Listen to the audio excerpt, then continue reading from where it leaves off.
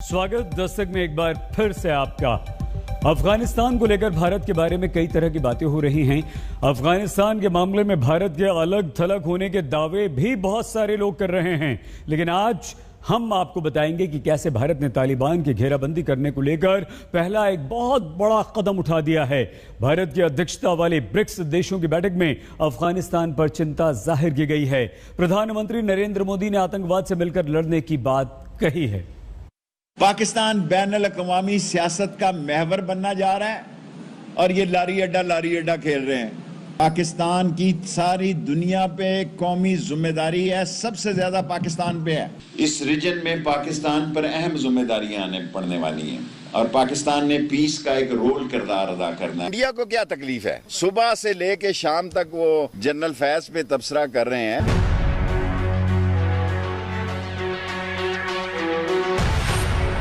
तालिबान के हाथों में अफगानिस्तान जाने के बाद से पाकिस्तान की खुशी का ठिकाना नहीं है और वो फूला नहीं समा रहा। पाकिस्तान में हर छोटे बड़े नेता, मंत्री और सेना के मन में लट्टू फूट रहा है। उन्हें यकीन हो गया है कि वो तालिबान के जरिए भारत को बड़े आराम से अफगानिस्तान से बाहर निकाल देंगे। लेकिन ब्रिक्स सम्मेलन में जो इशारा मिला वो पाकिस्तान की नींद उड़ाने वाला है, जहां आतंक पर रूस भी भारत के साथ आकर खड़ा हो गया है। मल्टीलेटरल सिस्टम की मजबूती और सुधार, इस पर एक साझा पोजीशन ली। हमने BRICS counter terrorism action plan भी एडॉप्ट किया है। हम महत्वपूर्ण वैश्विक तथा क्षेत्रीय मुद्दों पर भी चर्चा करेंगे। And its allies' withdrawal from Afghanistan has led to a new crisis, and it's still unclear how this will affect regional and global security. That's why it is for good reason that our countries have paid special attention to this issue. Meanwhile, we are all interested in Afghanistan's ceasing to be a threat to the neighbors. BRICS 5 देशों Brazil, रूस, India, चीन, south Africa का एक group है, जिसकी बैठक में भारत के एजेंडे पर रूस की मोहर लगना बहुत बड़ी बात है, क्योंकि अफगानिस्तान के मामले में रूस और चीन एक साथ हैं और तालिबान के साथ आगे बढ़ना चाहते हैं। इसीलिए पाकिस्तान के अंदर से भी आवाज आनी शुरू हो गई है कि अफगानिस्तान को लेकर भारत ने बड़ा खेल कर दिया है। खबरें ये भी है कि जर्मन इंटेलिजेंस के लोग भी आके दिल्ली में बैठे हुए हैं। तो जो खिचड़ी जो पक रही है वो दिल्ली में पक रही है, अफगानिस्तान में नहीं पक रही। पाकिस्तान के एक्सपर्ट को आपने सुना, जो खुलेआम भारत की सघन कूटनीति के सकारात्मक परिणामों को मान रहे हैं, जिसमें ब्रिक्स में हुआ घटनाक्रम सबसे महत्वपूर्ण है।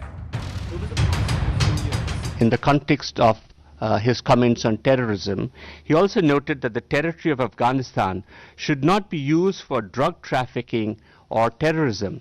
Also that they should not pose difficulties or be a problem for neighbors. And he also mentioned about the rise of certain radical movements, particularly of ISIL. And in this sense, there was a very strong endorsement of India's perspectives in this context. BRICS में आतंकवाद का मुद्दा उठना अपने आप में भारतीय कूटनीति की जीत है, जो अफगानिस्तान के पेचीदा मुद्दे पर अमेरिका और रूस को एक जमीन पर लेकर आने में सफल हो गई है। अफगानिस्तान पर पाकिस्तान के बढ़ते दबदबे को देखते हुए भारत के 3 बड़े लक्ष्य हैं। पहला, काबुल में तालिबान पर नकेल कसना। दूसरा, आतंकवाद को लेकर तालिबान से प्रतिबद्धता हासिल करना। और तीसरा, कानून का राज बहाल करना। तीनों लक्ष्य हासिल होने का सीधा मतलब अफगानिस्तान में पाकिस्तानी मंसूबों पर पानी फिरना है, जिसकी पटकथा दिल्ली में काफी दिनों से लिखी जा रही थी। बुधवार को रूस के सुरक्षा परिषद सचिव निकोले पेत्रुशेव दिल्ली आए और उन्होंने प्रधानमंत्री नरेंद्र मोदी, विदेश मंत्री एस जयशंकर और राष्ट्रीय सुरक्षा सलाहकार अजीत डोभाल से मुलाकात की। पेत्रुशेव की भारत यात्रा 24 अगस्त को प्रधानमंत्री नरेंद्र मोदी और रूसी राष्ट्रपति व्लादिमीर पुतिन के बीच फोन पर हुई बातचीत का नतीजा थी। वहीं विदेश मंत्री एस जयशंकर और अमेरिकी विदेश मंत्री ब्लिंकन के बीच वार्ता के नतीजे के तौर पर CIA की हाई प्रोफाइल टीम की भारत यात्रा का रोड मैप तैयार हुआ। दिल्ली आकर अफगानिस्तान पर चर्चा करने वालों में रूस के अलावा अमेरिकी खुफिया एजेंसी CIA के चीफ विलियम बर्न्स भी शामिल हैं, जिनकी भारत यात्रा को गोपनीयता के पर्दे में रखा गया। मीडिया रिपोर्ट्स के मुताबिक इसी दौरान ब्रिटेन की खुफिया एजेंसी MI6 के प्रमुख ने दिल्ली आकर अफगानिस्तान पर चर्चा की। एक वक्त में दुनिया के 3 बड़े और ताकतवर देशों की राष्ट्रीय सुरक्षा से जुड़े अफसरों को दिल्ली बुलाकर भारत ने चीन और पाकिस्तान की नींद उड़ा दी है। एक्चुअली पीछे कुछ और हो रहा है। क्या हो रहा है वो? ये इंडिया में भी कुछ इंटेलिजेंट चीफ्स बैठे हैं। देखिए, ये कोई छोटी बात तो नहीं है कि रशिया का NSA oblique head of intelligence, वो एक ही उन्होंने ऐसे अदारा बनाया हुआ है, दोनों वो भी आ गए हैं, दिल्ली बैठे हुए। उन्होंने भी अजीत दोवल और उनके डिप्टी के साथ बात की है जी। उसके बाद बरतानिया के MI6 के रॉजर मोर सार, वो भी आके बैठ गए हैं वहाँ। उसके बाद CIA के बर्न्स, वो भी आके बैठ गए हैं। बर्न्स ने और मोर ने तो इकट्ठी मुलाकातें की हैं, रूसियों ने अलग मुलाकातें की। ये उधर क्या हो रहा है? हम ज्यादा कंसर्न, हम ज्यादा कनेक्टेड हैं, तो फिर उधर क्या हो रहा है? अच्छा, तो इसीलिए मैं आपसे कह रहा हूँ कि हम पहुंचे हुए इस्लाम काबुल जी, और उनको वहाँ कुछ मरम पट्टी और कुछ समझाने की कोशिश कर रहे हैं, अपने मफाद की बातें कर रहे हैं, और जनरली उनको भी समझा रहे हैं, जनरल फैज जो होके आए हैं जी जी। मगर यहाँ ये है कि इनको पता चल गया है कि अब हमने मुश्तरका फैसले क्या करने हैं। ये ना हो कि पाकिस्तान जो कि मुलव्वस रहा है सारी चीज में, ये सारी की सारी गेम जो है ये पाकिस्तान ना हाथ में ले ले। तालिबान से पाकिस्तान की करीबी सारी दुनिया जानती है। सारी दुनिया को डर है कि तालिबान की सरकार अफगानिस्तान पाकिस्तान की तरह आतंक का बड़ा अड्डा बन जाएगा, जहां से आतंकवादी कभी भी बड़ा हमला कर सकते हैं। अफगानिस्तान में भारत ने आम जनता के बीच व्यापक हमदर्दी जुटा रखी है। अमेरिका चाहता है कि भारत इसका इस्तेमाल ग्राउंड इंटेलिजेंस के रूप में करे। वहीं वो भारत को रूस के साथ भी संपर्क पुल का रोल निभाते हुए देखना चाहता है। वहीं रूस का एजेंडा तालिबान को आतंकवाद की कसौटी पर कसने का है। इसके अलावा रूस अपने पड़ोस में ड्रग ट्रैफिकिंग नेटवर्क का बड़ा अड्डा बनने से रोकने का ख्वाहिशमंद है। इस तरह अमेरिका हो या फिर रूस, दोनों महाशक्तियां भारत की अहमियत को जानती हैं और संपर्क में हैं। ये कह रहा है रूस को ऑर्गेनाइजेशन है SCO, और या ये जो एक्सटेंडेड ट्रॉयका है उसके अंदर इंडिया जो है ना उसका मिनिमल रोल, एक्सटेंडेड ट्रॉयका में तो रोल ही नहीं है, शंघाई में है। आगे जाके शंघाई कोऑपरेशन ऑर्गेनाइजेशन बहुत अहम बनेगी, उसके अंदर इंडिया बैठा हुआ है और पाकिस्तान भी है। तो वहाँ रूस और चाइना कंट्रोल कर रहे हैं उसको। तो इनका ये कहना है कि रूस को, चाइना तो इंडिया की बात नहीं मानेगा, रूस को ये कहना है कि हमें इंक्लूड करो, हम तुम्हारा साथ देंगे, तुम्हारे और हमारे इंटरेस्ट एक हैं, पाकिस्तान को पूरा 100% सीज पावर वहाँ नहीं करने देनी है। तो CIA और MI6 और CIA का अपना गेम है। मैं पहले भी कह रहा हूँ, मैं फिर से ये कह रहा हूँ कि CIA की जो गेम है वो एंटी चाइना गेम है, एंटी रशिया गेम है, एंटी ईरान गेम। अभी ये जो बाइडन कह रहे हैं ना जी हम इंतज़ार कर रहे हैं वो क्या करते हैं, एक्चुअली अमेरिका अपनी पॉलिसीज बना रहा है।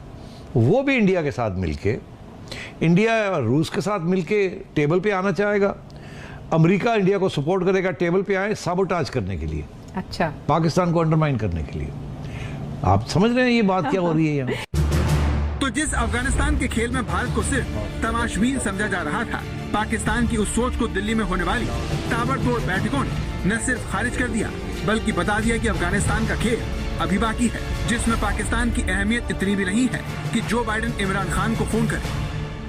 पाकिस्तान से कोई मशवरा नहीं किया, मशवरा तो दूर की बात है, एक फोन कॉल की जहमत नहीं की, जिस पर यहाँ पाकिस्तान में भी बड़ी डिस्कशन हुई है कि जो बाइडन ने कॉल तक नहीं की, प्राइम मिनिस्टर साहब से बात नहीं की।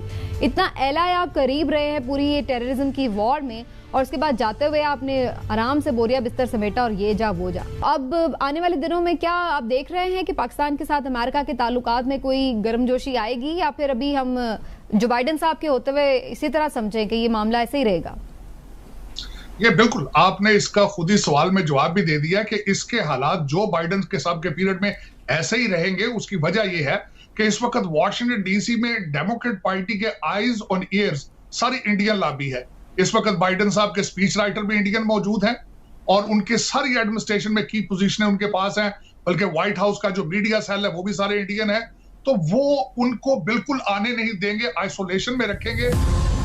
इमरान अपनी आवाम को अफगानिस्तान के जरिए पाकिस्तान की किस्मत बदलने का ख्वाब दिखा रहे हैं, लेकिन हकीकत यह है कि तमाम नाराजगी और तंज के बावजूद वो जो बाइडन को फोन उठाने पर मजबूर नहीं कर सके, जबकि तालिबान के आने से बैकफुट पर बताया जा रहा भारत अफगानिस्तान पर रूस और अमेरिका से खुलकर अपनी बात कर रहा है।